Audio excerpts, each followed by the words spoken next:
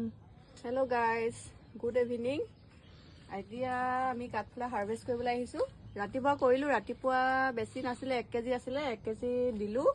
এতিয়া এইখিনি ছিঙিম, এইখিনি বৌ এজনীয়ে লম বুলি কৈছে, সেইকাৰণে ছিঙিবলৈ আহিলো।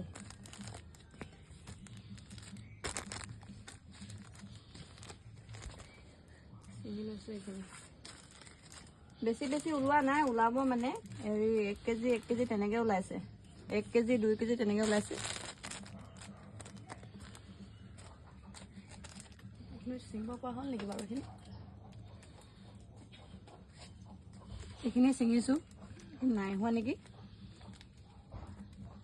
ছিঙি দিছোঁ। বেছি নালাগে বোলে, আধা কেজি লাগে, সেইকাৰণে আধা কেজিয়ে ছিঙো। আকৌ কাৰোবাক লাগিলে আকৌ ছিঙিম মানে। কোনখিনি ছিঙো ধৰিবই পৰা নাই, মানে ডাঙৰ হ'ব নেকি, নিছিঙো নেকি। এপোৱা ছিঙিব লাগে, মানে এপোৱা আধা কেজি।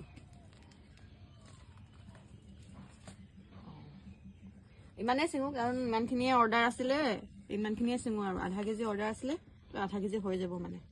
আজিলৈ ধন্যবাদ।